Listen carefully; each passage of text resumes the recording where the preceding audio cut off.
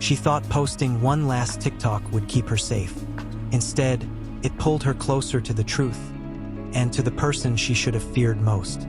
The small town was now drowning in whispers. A missing teenager, a viral TikTok that hinted at betrayal, and a family too broken to hide its secrets. Detectives combed through the girl's phone. Every message, every private video. At first, it looked like normal teenage life, school friends, late-night calls, goofy trends. But then, they noticed something disturbing. In the final weeks before she disappeared, her posts had shifted. The smiles faded. The captions grew cryptic. And in her very last TikTok, there was a line that made investigators stop cold. "It's always the ones closest to you."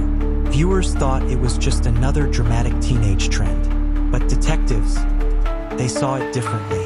They pulled up her circle of trust, her best friends, her classmates, her family, and one name kept reappearing in her private messages. Someone she relied on, someone who promised to always protect her, the very person she trusted the most. At first glance, they looked innocent, concerned, cooperative, even heartbroken. But the digital trail painted another picture.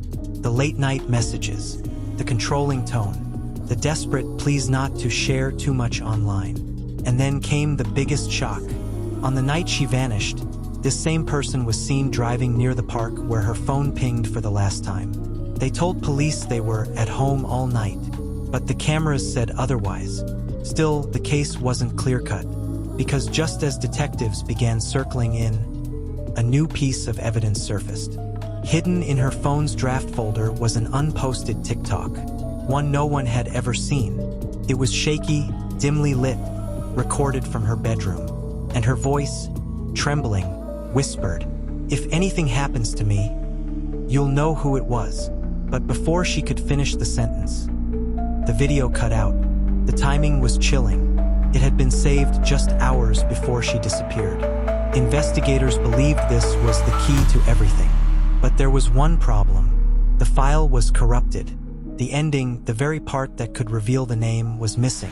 Meanwhile, the town split in two. Some believed she had run away.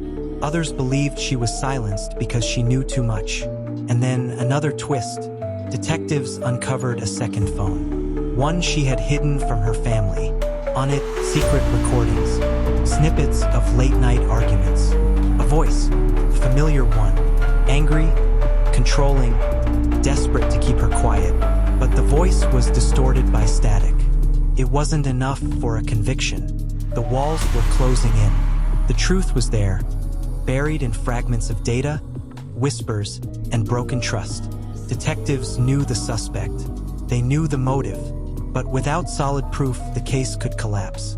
And then came the discovery that changed everything. Inside her bedroom closet, tucked deep in a shoebox, was a handwritten note. Just one sentence. "Trust is what kills you." It wasn't signed, but it matched her handwriting. And scrawled in the margin was a name. The same name detectives had suspected all along. The person she had trusted the most.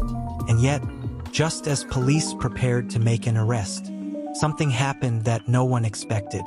Because the suspect wasn't the only one keeping secrets. Someone else in her circle came forward with a confession.